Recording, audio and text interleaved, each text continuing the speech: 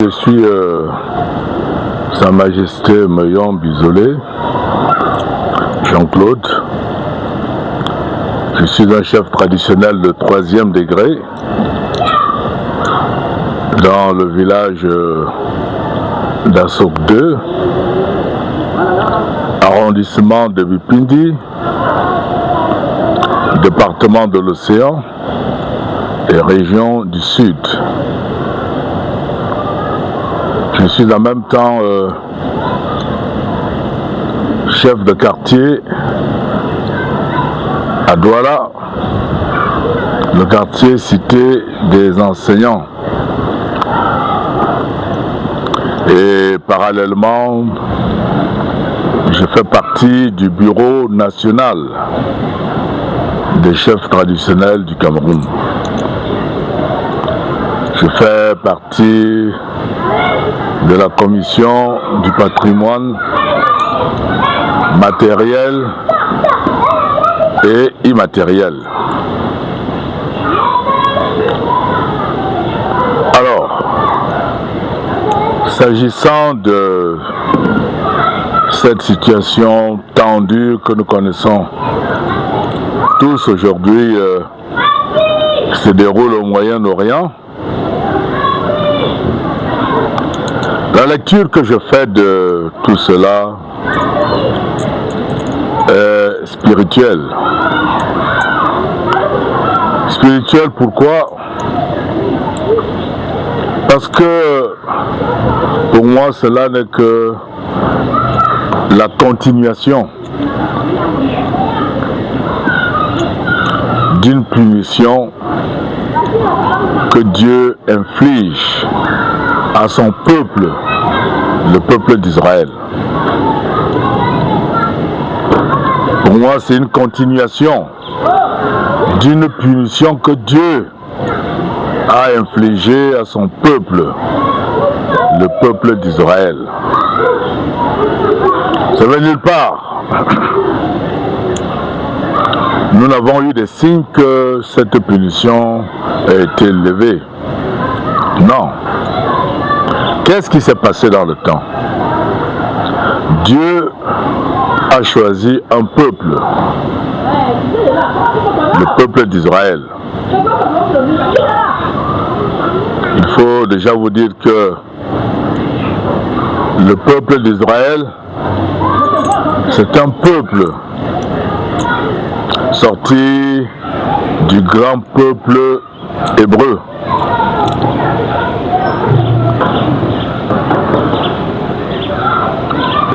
De ce peuple-là, il y a eu un homme qui avait plu à Dieu du nom d'Abraham.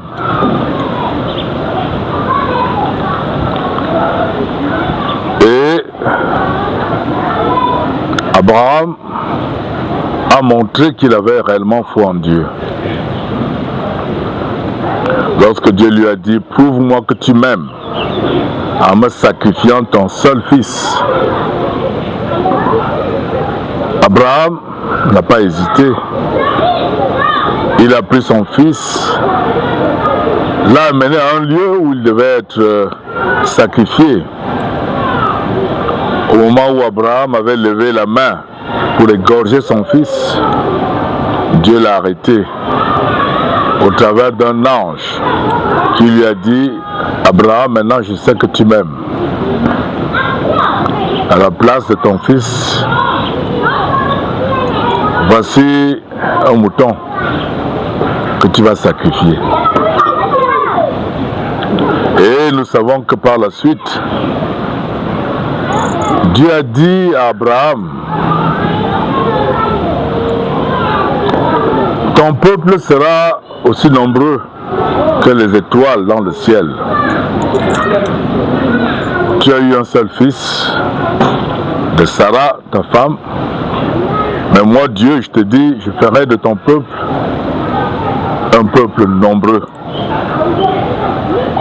Regarde les étoiles dans le ciel, est-ce que tu peux les compter? Ton peuple sera nombreux, comme les grains de sable à la plage, au bord de la mer.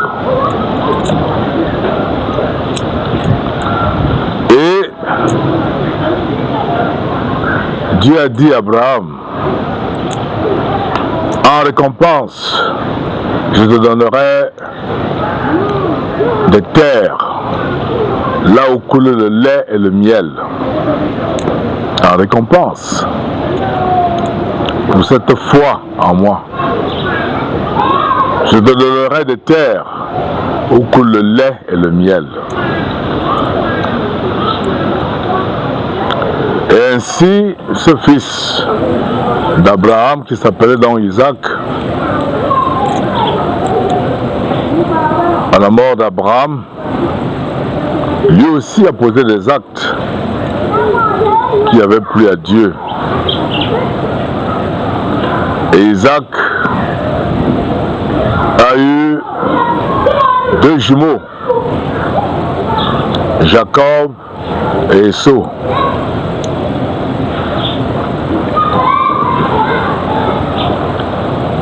Isaac a bien voulu bénir son fils aîné Esau, mais celui-ci avait vendu son droit d'aînesse. Et c'est ainsi que Jacob est devenu l'aîné par achat. Il a acheté ce droit d'aînesse au travers d'un plat que son frère avait réclamé. Il avait dit lui-même, si tu me le donnes, je te céderai ma place d'aîné. Et cela avait été fait. Et Dieu est juste. Lorsque Isaac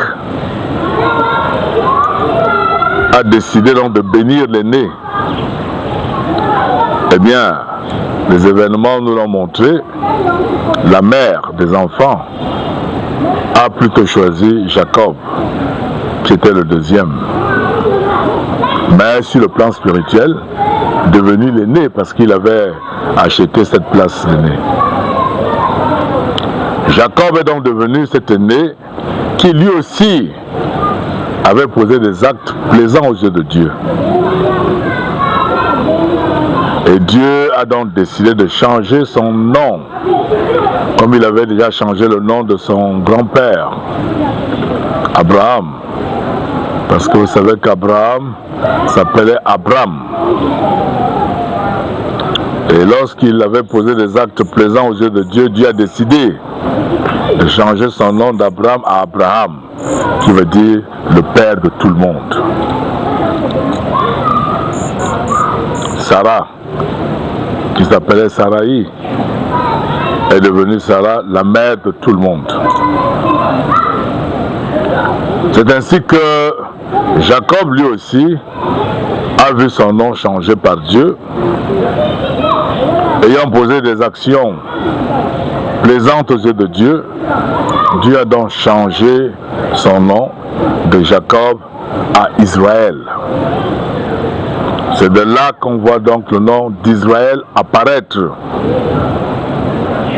Donc en fait, Israël, c'est Jacob. Jacob ayant plu à Dieu, Dieu a changé son nom de Jacob à Israël. Dans la descendance de Jacob, la descendance d'Israël est donc une partie du peuple juif. Une partie du peuple juif. Cette partie qui descend donc de Jacob, c'est elle qui forme le peuple d'Israël. Et maintenant, de cette lignée-là, va naître le Sauveur, Jésus-Christ. Jésus, dans un premier temps, parce qu'il est né Jésus, c'est après son baptême qu'il est devenu Jésus-Christ, à 30 ans. Lorsque une lumière est partie du ciel et est entrée en lui, c'était le Christ qui entrait en Jésus. Ils sont donc devenus Jésus-Christ. Le Christ est le Fils de Dieu, Jésus c'est le Fils de l'homme. La naissance de Jésus avait été annoncée par Gabriel.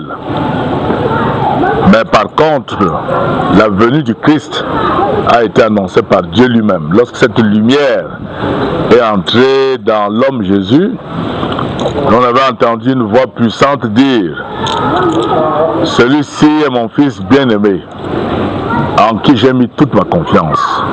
Donc c'est Dieu qui a présenté le Christ et l'archange Gabriel a présenté Jésus. Ils sont donc devenus Jésus-Christ. Il avait été dit bien avant que Dieu enverrait un sauveur. Dieu enverrait un sauveur, Emmanuel, le Messie, sauver le peuple d'Israël. Jésus est né, il a reçu le Christ, il est venu ôter le péché du monde. Il est venu ôter le péché du monde. D'abord le péché d'Israël. Jésus est donc, selon la volonté de Dieu, ce Messie qu'il a envoyé pour sauver le monde. Jésus-Christ est donc ce Messie, puisque Dieu a dit, celui-ci est mon fils bien-aimé, en qui j'ai mis toute ma confiance. Écoutez-le. Qu'est-ce que vous voulez? Comment voulez-vous encore que Dieu vous présente son fils? De quelle manière? Il a dit, voici mon fils bien-aimé. C'est Dieu qui dit cela. Lorsque le Christ entre en Jésus, celui-ci est mon fils bien-aimé, en qui j'ai mis toute ma confiance. Écoutez-le. Comment voulez-vous que Dieu désigne encore autrement son fils? Donc le Christ est le Fils de Dieu qui est entré dans l'homme Jésus, devenant donc Jésus-Christ. Il est donc le sauveur du monde. C'est lui qui est venu ôter le péché du monde. Vous savez, il est écrit, le salaire du péché, c'est la mort. Si tu n'acceptes donc pas que Jésus ôte ton péché, mais tu vas mourir. C'est la mort qui va rôder autour de toi. C'est la mort qui va rôder autour de toi. Dieu a dit à son peuple, voici le sauveur que je vous envoie.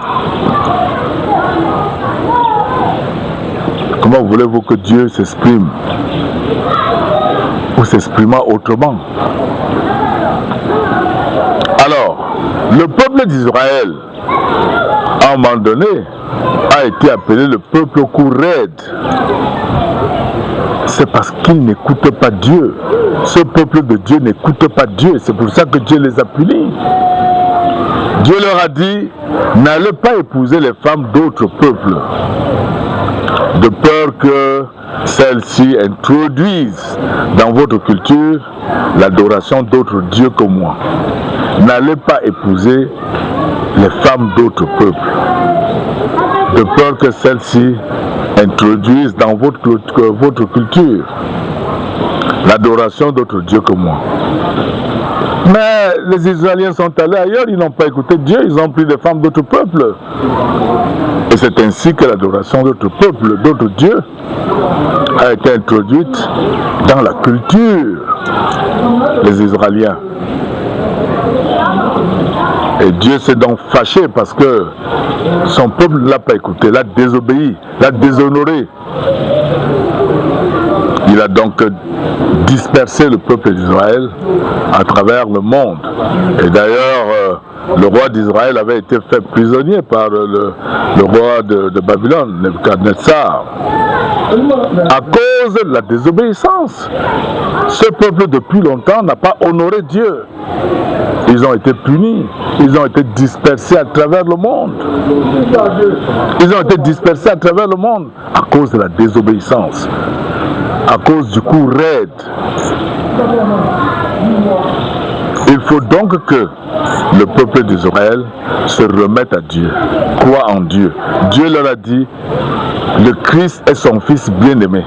Vous savez, c'est pour ça que Jésus a été pendu, a été crucifié, parce qu'il a osé dire qu'il est le fils de Dieu. Les Israéliens l'ont crucifié à cause de ça. Dieu a parlé, il vous dit que c'est son fils, vous vous dites que ce n'est pas son fils. Et vous êtes allé jusqu'à le crucifier. Comment un peuple peut être aussi raide, avoir un coup aussi raide? Dieu n'est pas content de son peuple. Dieu n'est pas content de son peuple. Son peuple le déshonore. Je convie le peuple d'Israël à revenir à l'obéissance envers ce Dieu, qui est notre Dieu à tous. Le peuple d'Israël a été choisi par Dieu, mais il n'est pas un modèle. Aujourd'hui, à travers le monde, il n'est pas un modèle de foi. Vous imaginez que nous sommes en 2026, les Israéliens ne croient pas toujours que Jésus, Christ ou le Christ a été le Fils de Dieu. Qu'est-ce que vous voulez?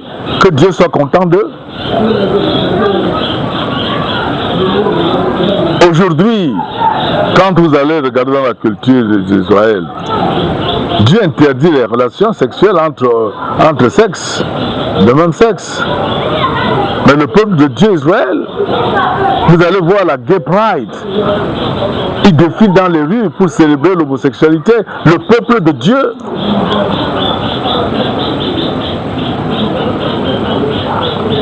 Jamais on a entendu les Israéliens dire « Enfin nous reconnaissons le Christ comme notre sauveur ». Rien du tout. Ils continuent à désobéir, Et c'est la raison pour laquelle je vous ai dit, la punition de Dieu se poursuit toujours jusqu'en 2026 et va aller au-delà tant que le peuple d'Israël ne va pas reconnaître le Christ comme étant le Fils de Dieu.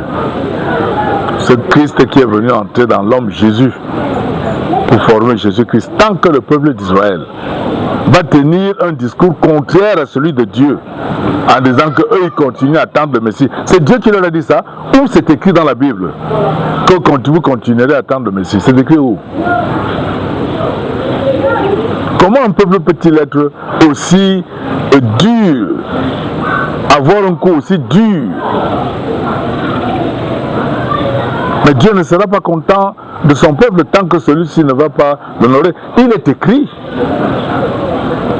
tout genou fléchira devant Dieu.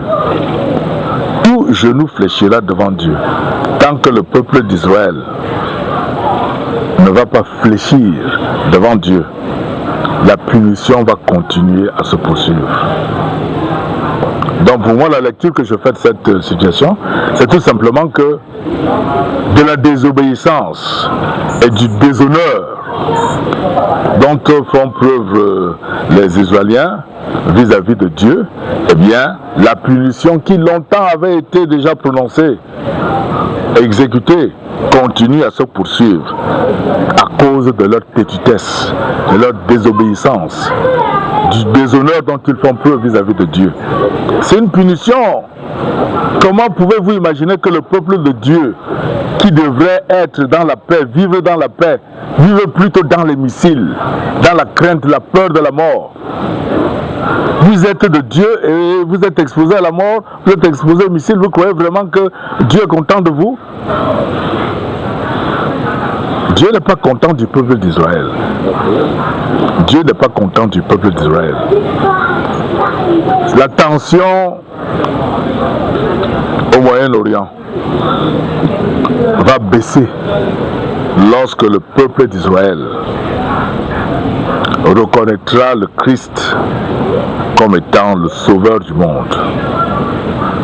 La tension va baisser complètement. Et vous allez vous rendre compte que ce peuple palestinien qui est mis à ses côtés, ces Iraniens qui sont mis à ses côtés, ces Syriens qui sont mis à ses côtés, ces Libanais qui sont mis à ses côtés, lorsque le peuple d'Israël va reconnaître le Christ comme étant le Fils de Dieu, parce que je vous dis, ils ont crucifié Jésus-Christ parce que celui-ci avait osé dire qu'il est le Fils de Dieu. Ils l'ont crucifié. Et ils continuent toujours à crucifier Jésus-Christ. Parce que en ne le reconnaissant pas comme le Fils de Dieu, le crucifie. La crucifixion du Christ se poursuit par le peuple d'Israël. Il continue à crucifier le Christ. Alors, les conséquences peuvent être très dévastatrices. Et puis quand vous regardez déjà sur le plan économique, c'est sérieux. C'est sérieux, pourquoi? Parce que vous savez, 20% du pétrole mondial passe par l'Iran. il y a un couloir. Alors si les Iraniens disent aujourd'hui que c'est terminé, tout navire qui passerait par là serait bombardé, c'est l'économie mondiale qui va en souffrir, qui va en pâtir. Vous allez voir les cours du baril de pétrole flamber. L'Iran qui produit du pétrole et qui est acheté par la Chine et d'autres pays ne pourra plus produire sans risque, parce que les autres vont chercher à venir bombarder ces puits. L'Iran bombardera aussi les puits des autres. Le pétrole va donc arriver à manquer au monde entier. L'économie va en pâtir sérieusement. Des pays comme la Russie pourraient éventuellement tirer profit de ça, parce que grand producteur de pétrole aussi. Mais pour la plupart des pays dans le monde, ça va être le chaos sur le plan économique. Déjà l'Europe n'a pas suffisamment d'énergie même pour l'hiver. Imaginez-vous un peu, s'ils n'ont pas de gaz et puis après ils n'ont pas de pétrole, ils vont trouver l'énergie où? L'énergie nucléaire, tout le monde est en train de s'en éloigner parce qu'elle présente de trop grands dangers, de trop grands risques. L'énergie qui est utilisée pour le moment, c'est le gaz et c'est le pétrole. Si donc aujourd'hui, à partir de la guerre en Iran, le pétrole serait bloqué dans ses voies commerciales, eh bien, les marchés vont en souffrir, les pays vont en souffrir, l'économie va en souffrir. Donc les risques sont très importants. Mais sur le plan géopolitique, il va se créer des pôles, de pouvoir, parce qu'aujourd'hui, on sait qu'il y a un grand pôle, le monde est unipolaire, les États-Unis, l'Europe, l'Occident sont ceux-là qui en fait impriment leur volonté, mais avec des situations comme celle-ci, on se rend compte qu'il y a des pays qui commencent à se regrouper contre le pôle, l'unique pôle qu'il y avait, ou alors qu'il y a. Donc, l'une des conséquences va être la multiplicité des pôles de pouvoir.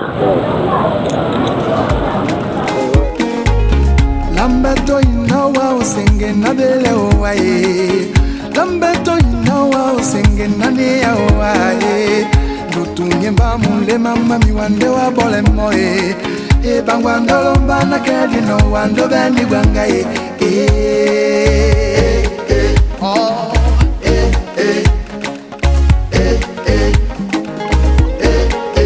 Lambeto inawa usenge nabele owaye, Lambeto inawa usenge nane owaye, Tutunye mba mule mama miwande wa bole moye, Toye bangwando lomba na kedi no wando bendi